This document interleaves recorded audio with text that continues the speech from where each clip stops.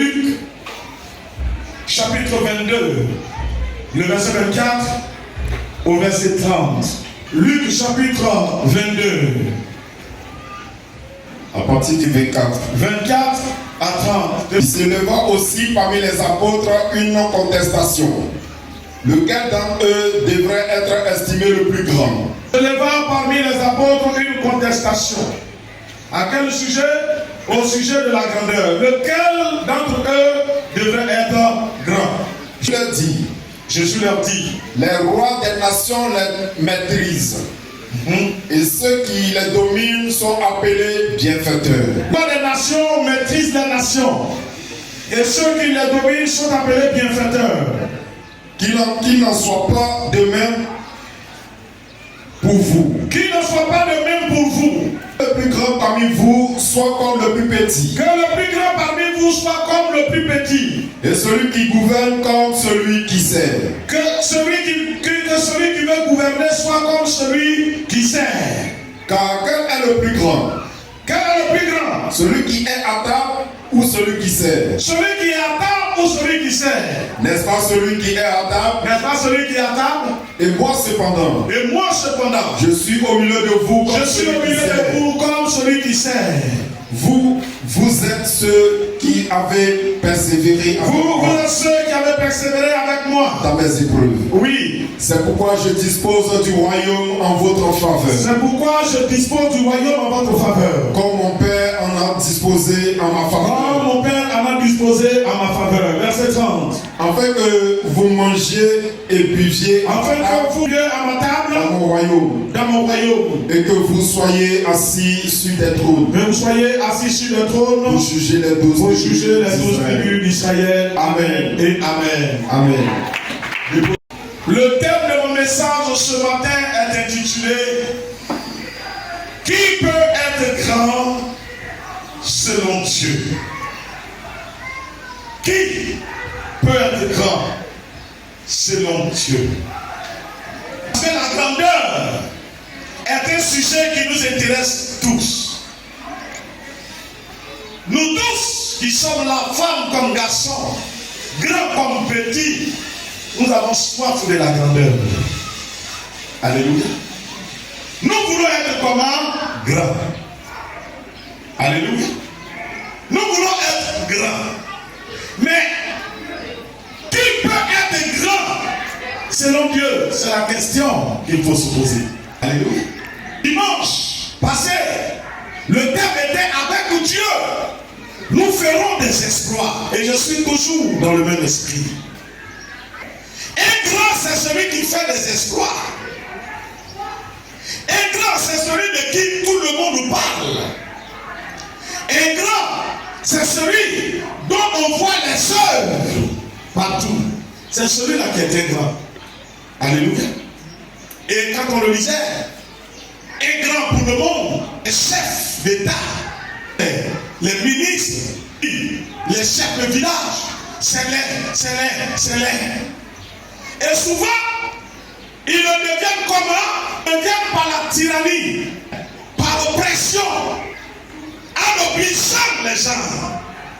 Ils deviennent grands en maltraitant les gens. Grands en semant la terreur dans les vies, dans les cœurs. Grands en tuant, en assassinant. Ils deviennent grands souvent en semant la terreur autour d'eux, la frayeur autour d'eux. Au point qu'on dit, fais attention, c'est un grand. Si tu le touches, il va te tuer. C'est grand, mais c'est un mauvais grand. Allez. Mais c'est un mauvais grand. Et c'est pourquoi le Seigneur dit que ça ne soit pas ici, parmi ses disciples, dans son peuple, que ça ne soit pas ici. Grandeur. Parce que Dieu veut que tu sois grand. Je suis venu te parler de grandeur. Moi-même, je veux que tu sois grand. Je suis venu te parler de grandeur. Parce qu'il faut que tu sois grand. Pour que les œuvres de Dieu soient vues. Il faut que tu sois grand. Sois grand. En étant un bon grand. Ne sois pas grand. En étant un mauvais grand. Parce qu'il y a deux façons d'être grand. Alléluia. Il y a deux façons d'être grand. Je suis en train de réfléchir au fonctionnement de l'église. Pose cette question. Et la puissance. Lequel aimez-vous? Sagesse et la puissance. Pasteur Salomé, je peux te poser la question? Un petit. Je peux? Entre la sagesse. Tiens-toi les musiques de paix, maman. Et la sagesse et la puissance des deux. Lequel tu choisis? La sagesse. Ça, c'est son choix. Si, quel que soit ton rang, accepte de chercher à comprendre tous ceux qui ont des problèmes et venir en aide à ces problèmes. Sois serviteur, sois l'aide des uns et des autres. Que les gens viennent vers toi, parce que quand ils te rencontrent, leur situation est réglée. Ils ont la paix du cœur, ils ont la joie du cœur, ils arrivent à manger, ils arrivent vraiment à se retrouver, ils arrivent à comprendre ce qu'ils ne comprenaient pas. Sois cet homme-là, en étant cet homme-là, en étant cette femme-là, sans t'en rendre compte, servant les autres, cherchant à laver leurs pieds, cherchant à nettoyer leurs sueurs, cherchant à les aider, n'est-ce pas, à avoir une vie de prière, cherchant à les aider à comprendre la vie et à mieux vivre leur vie, cherchant à les aider à mieux être, à se marier, à faire ci, à faire ça, sans t'en rendre compte, tu deviens grand obligatoirement, mais un bon grand et non pas un mauvais grand.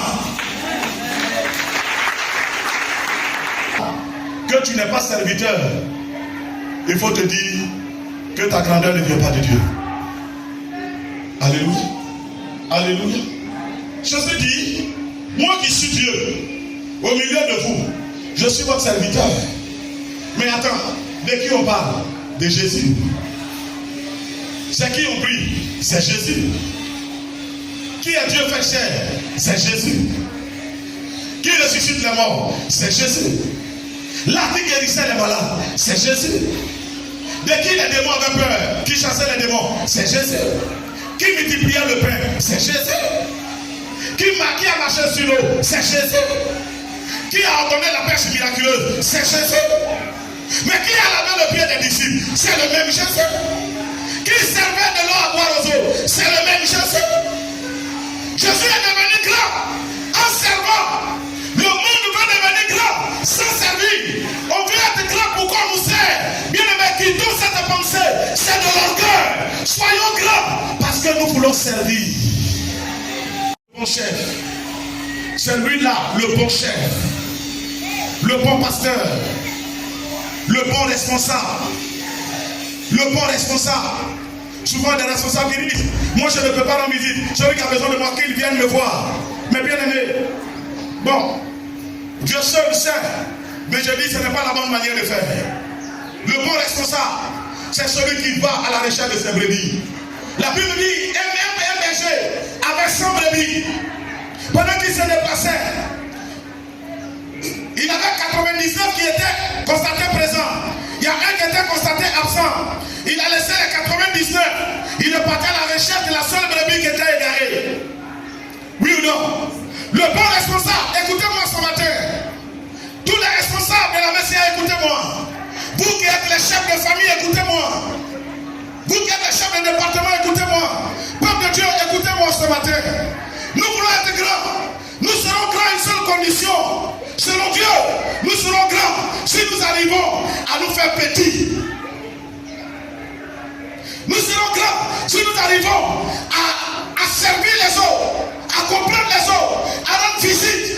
Quand on ne voit pas quelqu'un, on n'attend pas forcément qu'il t'appelle, mais tu vas vers lui. Celui qui est responsable, c'est celui qui est supposé mature. C'est celui qui est supposé être. Oui ou non? Oui ou non? Si tu es là, quand tu veux être grand, pendant que tu ne connais pas chez ton frère, tu suis au mauvais chemin. Tu es là, tu veux être grand. Dans ton histoire, on n'a jamais retenu que tu as aidé un tel. On ne peut pas rendre témoignage. Tu es sur le mauvais chemin. Tu es un faux grand. Tu es un faux grand. Alléluia. Tu es là, dans ton histoire. Personne ne te rend visite. Personne. Je dis dans la vie, on trouve le temps pour ce qu'on croit important et utile. La preuve, on trouve le temps pour notre travail. Oui ou non? Il y a la façon d'être grand selon le monde. Et puis il y a la façon façon d'être grand selon Dieu. Jésus-Christ, le roi des rois, le Seigneur de gloire. La Bible dit que les juifs sont venus arrêter Jésus. Les gens ne l'ont pas reconnu. Pourquoi? Il était mélangé avec ses disciples. Oui ou non? Quand on est responsable, on sait tout de suite que c'est responsable. Deuxièmement, celui qui est grand selon Dieu. Selon Dieu, c'est celui qui accepte d'être serviteur de tout le monde. Celui qui est grand selon Dieu, c'est celui qui prend le problème des autres pour en faire son problème. Tu veux que Dieu te grandisse, mais pour quel but? Oh, est-ce que tu m'entends bien? Est-ce que tu m'entends bien? Cherche à être grand. Que Dieu bénisse le droit de jouer dans ta vie. Dieu te donne la grandeur. Dieu t'élève.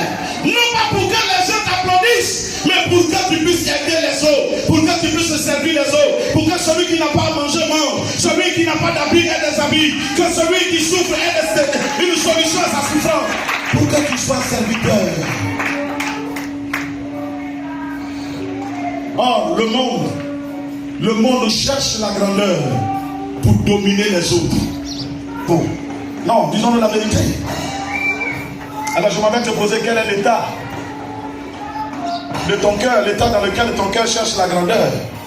Salomon n'a pas demandé qu'on ne parle de lui. Salomon a demandé que Dieu lui donne quoi? La sagesse pour gérer les problèmes. Et tout problème qui venait devant Salomon, Salomon se battait pour trouver une solution. Au point que Salomon n'avait... Alors je m'avais te poser quel est l'état de ton cœur, l'état dans lequel ton cœur cherche la grandeur. Salomon n'a pas demandé qu'on ne parle de lui. Salomon a demandé que Dieu lui donne quoi? La sagesse pour gérer les problèmes. Et tout problème qui venait devant Salomon, Salomon se battait pour trouver une solution. Au point que Salomon n'avait plus le temps. Il était au service de son peuple. Et on a fini par retenir qu'il était comment? Un grand. Alléluia. Maman, toi qui es enseignante, un peu de consécration de moi. Comprends ce que Dieu élève. Il faut comprendre ce que Dieu élève. Dieu n'élève pas tout le monde. Ce que Dieu élève, c'est ceux qui acceptent d'être serviteurs des autres. Ici, c'était rassemblé. Des enfants voulaient venir voir Jésus. Qui est Jésus? Le mec. Les disciples ont commencé à les repousser. Laissez le mec. Ne les dérangez pas. Le mec a entendu la voix des enfants. Il dit, mais laissez venir voir les petits enfants. Car le royaume appartient à ceux qui se comportent comme eux. Oh, il y a des gens, ils sont tellement grands qu'ils se sont taillés une classe de personnes. Des gens qui doivent parler avec eux. Des gens qui ne peuvent pas parler avec eux. Et souvent, ça est dans nos cœurs. Moi, quand je vais devenir grand, il y a des gens qui ne vont même pas mettre pied chez moi. Et les gars, tu n'es pas encore devenu grand. Oh, Dieu nous donne la grandeur. Parce qu'il nous a donné la connaissance. Que nous puissions assister les faibles. En réalité, Jésus dit, il n'est pas venu pour les forts, mais il est venu pour les faibles. Quand Dieu élève quelqu'un, c'est parce qu'il y a des faibles quelque part qu'il veut aider de par le bien de cette personne. C'est de te rabaisser. De t'abaisser, de te rabaisser. Regarde bien, il dit... Le livre de Matthieu, chapitre 18, les versets 1 jusqu'au verset 5. Oui. En ce moment, les disciples s'approchaient de Jésus. Qui donc est le plus grand dans le royaume des cieux? Les disciples s'approchaient de Jésus et disent, qui donc est le plus grand? Même en haut là-bas. Ils ont fini avec en bas ici. Maintenant ils cherchent à savoir. En haut là-bas là. Quelles sont les positions? Ah, parce que tu dis on sera en haut. Il faut qu'on sache qu'on va arriver là-bas là. Quelles sont les positions là-bas? Allons-y. Jésus, ayant appelé un petit enfant, le plaça au milieu d'eux. Jésus appelle un petit enfant et le place au milieu d'eux. Et dit, Jésus dit, je vous le dis en vérité. je vous le dis en vérité. Si vous ne vous convertissez pas. Si vous ne vous convertissez pas, vous n'abandonnez pas cette mauvaise attitude. Si vous ne vous convertissez pas. Et si vous ne devenez comme les petits enfants. Si vous ne devenez pas comme ces petits enfants-là, vous n'entrerez pas dans le royaume des cieux. Vous n'entrerez pas dans le royaume des cieux. C'est pourquoi quiconque se rendra humble. Quiconque se rendra humble. Comme ce petit enfant. Comme ce petit enfant. Sera le plus grand dans le royaume des cieux. Que Dieu te bénisse. Amen. Je laisse rapidement bien la maison. La grandeur dans le royaume des cieux. Jésus les a répondu dans le livre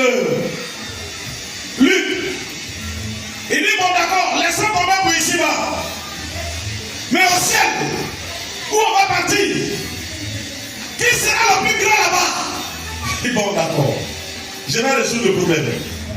Père un enfant au milieu d'eux. Et il dit, si vous ne vous convertissez pas, ça veut dire jusque-là, ils n'étaient pas convertis. Qui soif de dominer les autres était païen. Je reprends. Quiconque a soif de dominer les autres était païen. Parce que l'Esprit de Dieu ne cherche pas à nous dominer. Le Saint-Esprit cherche à nous diriger. Alléluia. Bien. Le Saint-Esprit qui est l'Esprit de Dieu, il ne cherche pas à nous dominer. Le Saint-Esprit cherche à nous diriger, nous orienter. Jésus n'est pas venu pour commander le monde. Jésus est venu pour révéler la voie du salut au monde. Je suis le chemin, je suis la vérité, je suis la vie. Un chemin sert à quoi? Arriver à un endroit. Et on fait quoi? On marche sur le chemin. Jésus est venu pour que nous marchions sur lui, que nous marchions selon lui. Dieu trouve que tu comprends les autres, que Dieu trouve que tu aides les autres, que Dieu trouve que tu es un appui pour les autres, que Dieu trouve qu'auprès de toi, les autres ont une solution, ont une consolation, et que Dieu te donne davantage de la force. Bien aimé, c'est ce qu'on appelle un vrai grand. C'est ça qu'on appelle un véritable grand. C'est celui-là que Dieu approuve. C'est celui-là avec qui Dieu se trouve. Que Dieu te bénisse. Que sa main soit sur toi. Dans le puissant nom de Jésus. Est-ce que tu comprends bien?